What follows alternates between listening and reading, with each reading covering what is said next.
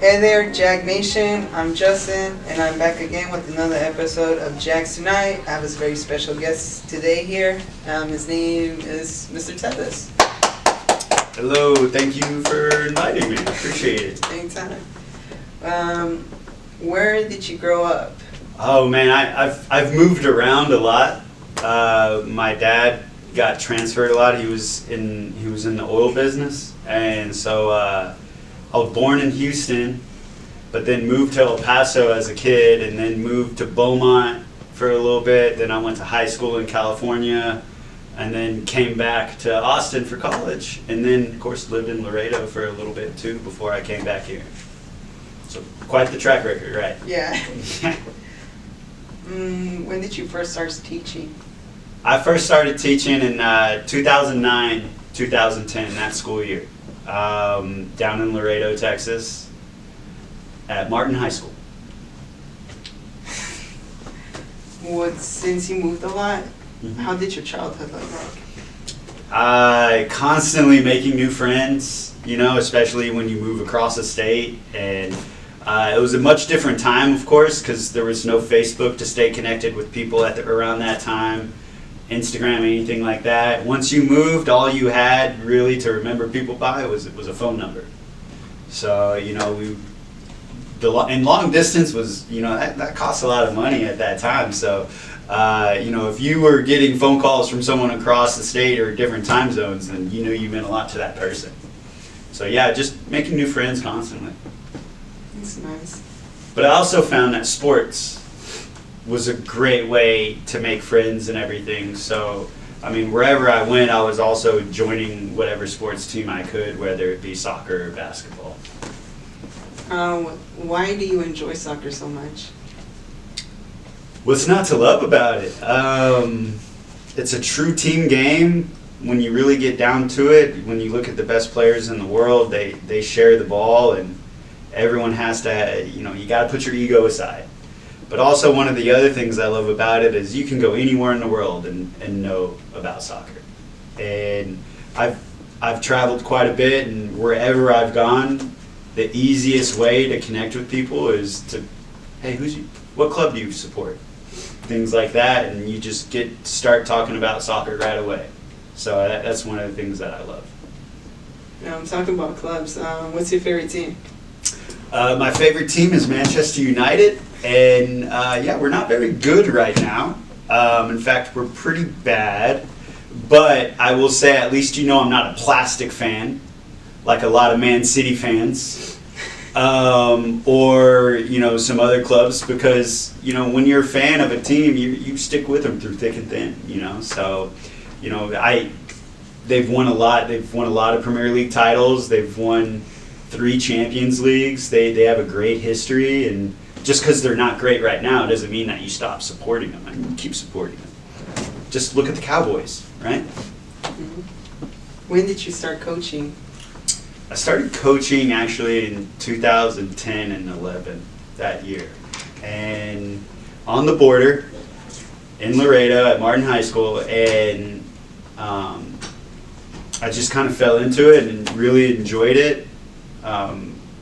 It was nice being able to connect with students outside of the classroom instead of just seeing them inside the classroom, because you really get to see people in a different light at that time. So I always really enjoyed that aspect of it. How did your first year of teaching or coaching went? We made it to the second round of playoffs. We had one of the best strikers I've ever seen in person, Abel Espinosa. For anyone who cares to look up his YouTube highlights, they're there. Dude was a G, and the thing about strikers is you only get a good striker once every 15 years, once every 10 years, at the most 10 years, because strikers are like great quarterbacks in football. They're rare. So, it was interesting because it helped me a lot in speaking Spanish, because I had to give a lot of instructions in Spanish and everything. So it helped me constantly having to practice and develop a second language instead of being a monolingual speaker. Oh, what are you most proud of? Or what is your proudest accomplishment? I'd say my boy, having a son, being a dad. I have my son Wyatt, and I love him to pieces. He's a little over a year old, and I've had some pretty cool accomplishments in my life, but none filled with as much love as that. Who was your role model in your life, since you moved a lot, and I feel like that's kind of a hard, you know. Actually, I was very lucky that I had two outstanding women in my life. My mom and grandma, who were both teachers as well. They were, so I'm third generation teacher. And they always helped me keep me relaxed, and they also were great influences in my life in the sense that showing me the right path to be on. And if I did ever stray off of it, they were never just giving me the hair drying of a lifetime or anything like that. It was always, hey, you know, there's a couple ways you could go about life, and you know, here's the easier road, and you know, always try your hardest, and always have pride in what you do.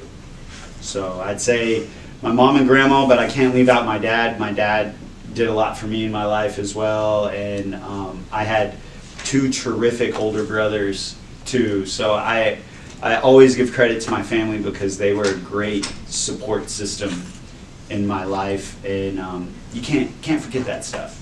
Even when you get up to be independent and everything, you always have to remember who helped you throughout your life.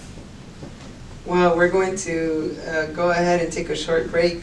We'll have more with Mr. Tevis right after this.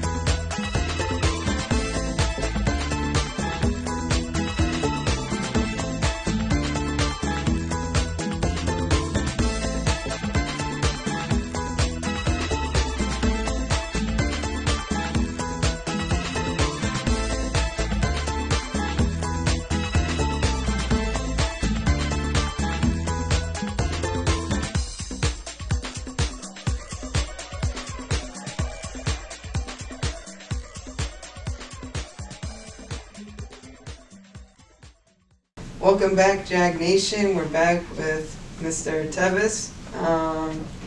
Tell us, what do you like about LBJ? Oh, I love LBJ.